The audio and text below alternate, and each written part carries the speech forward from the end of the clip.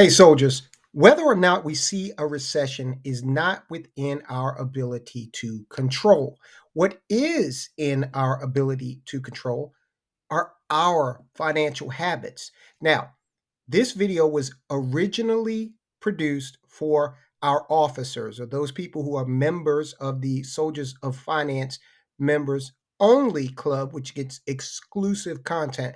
I wanted you to be able to see kind of what we do over there because I'm encouraging you to hit that join button, find out how much deeper we go in terms of practically advising you on some things you might want to consider in order to maintain your course on the road to financial independence, no matter what happens. So, if we see a recession, if we don't, the habits that we go over in this video, the tools that we talk about in this video, or the tool is going to keep you in good stead, and no matter what happens, is going to contribute to helping you maintain the habits that build wealth.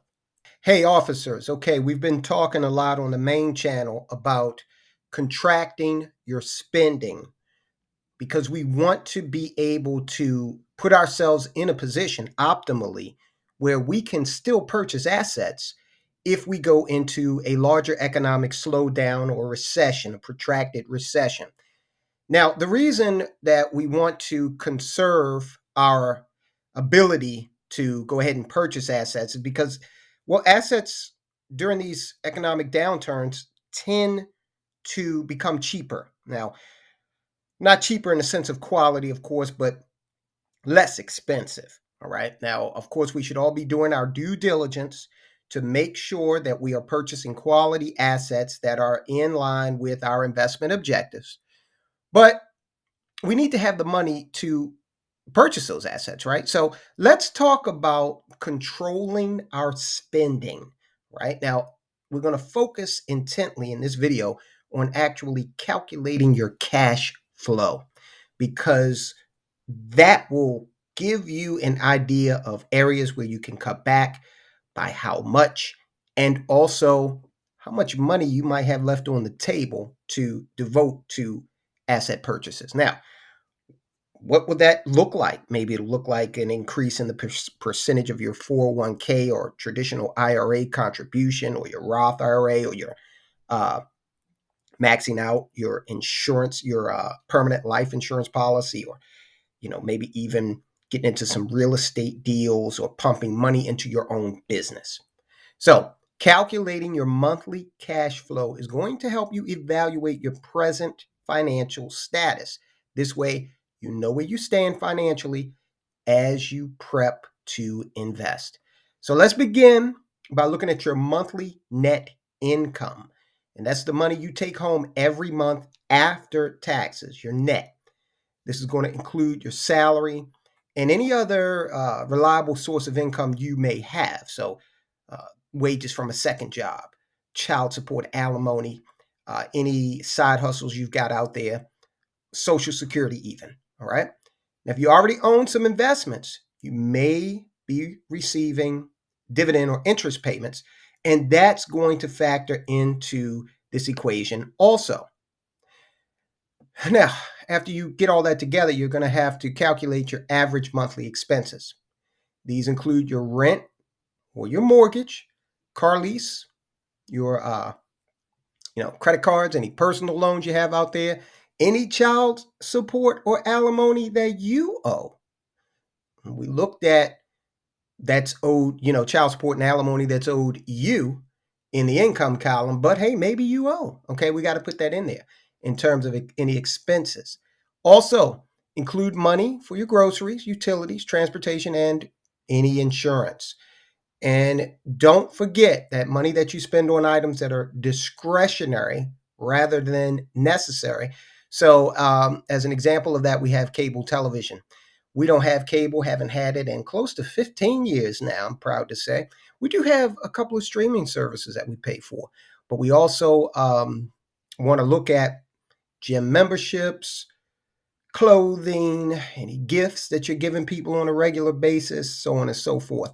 So, average your actual expenses over a 3-month period And that way, you'll be able to come up with a reliable monthly estimate for your total expenses. Subtract your monthly expense figure from your net income on a monthly basis. And that way, you'll be able to determine definitively, objectively, whatever leftover cash you have. Now, this leftover cash is, if you have leftover cash, is going to be a good potential source of liquidity to direct toward the purchase of assets. Now, if the result is a negative cash flow, which means that you're spending more than you're earning, well, rejoice. You found that out definitively, and you're going to need to look for ways to cut back on your expenses. You're a little behind the eight ball if you're in this position, but we found it, so we'll be able to address it. Now, similarly, if the result is a positive cash flow, like we talked about before, but your spending almost equals what you're earning, it might be too soon to start investing if you haven't started already. Especially if you've got some, you got to pay attention to that debt. So that credit card debt, especially in this relatively high interest rate environment, you want to knock that down. Okay, so in some cases, you might be getting hit so hard from high interest credit card debt that it may put you in a better position if you start to address that and knock that down some before you start allocating extra money to expenses. You got to look at it for yourself. We do have a video on the main channel. I'm going to link to it here, where you can get more information about how to look at that. So optimally, your income needs to exceed your expenses, okay, if you're going to invest. And if this isn't the case, we're going to look at the expenses and determine those that we can reduce or eliminate altogether. Now, you might have some of these discretionary expenses associated with luxuries that you could give up. Look, I know people out there who spend a lot of money trying to look rich and buying purses and pocketbooks and shoes and jackets and all kinds of things that are just mind blowing to me in terms of how expensive they are. If you're one of those people, look, evaluate how much of a priority a name brand should be. Should it trump your ability to build wealth for yourself? Should you be in a position where you're mortgaging your future, quite potentially, just to be able to possess the accoutrements of wealth, many of which are liabilities? So you might want to look into a debt refinancing or consolidation program that could reduce monthly payments if you're in one of those sticky situations. And if you want to look into that and get more information about exactly how to do that, visit the website, our website, mcenow.com/get debt free. And we've got professionals over there from Debt America who are going to help you to be able to work that out and get back onto the positive side of things after a period of time. Now, I'm going to include a link to this home budget calculator. There will be a link in the description of this video, so you can go over to Bankrate. I find Bankrate to be very credible and very useful in terms of all of the calculators that they have on their site. Here's the home budget calculator, which is going to allow you to go in and precisely calculate your expenses as well as your income.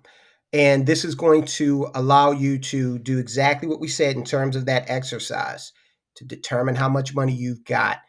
It'll give you the opportunity to print it out in a report, and I would definitely take full advantage of this calculator to use it like a compass. You're navigating to figure out where you are in the financial water. Okay, so it's going to give you some good graphical information once you do this. It's got some convenient, definitions down here for you to be able to work with. Guys, I would get on this and make it happen. This is a great tool that you can use. Now, I would be remiss if I didn't mention the fact that, again, our company, MCE, we are going to be able to help you with building what's called a financial needs analysis. It's a living document. We provide that service on a complimentary basis. Okay, there's no charge for looking at your situation and saying, okay, here are your financial goals. This is what you want to achieve, short term, intermediate, and long term. Here's what you're working with. Here's some ideas for you to protect your income, grow your income. We offer this as a complimentary service. If you have any interest in it, of course, you can hit us up at info@mcenow.com. All right, officers, I hope you have gotten a lot out of this. As always, any questions, concerns, info@mcenow.com, or just put it in the comment section. All right, guys, talk to you soon.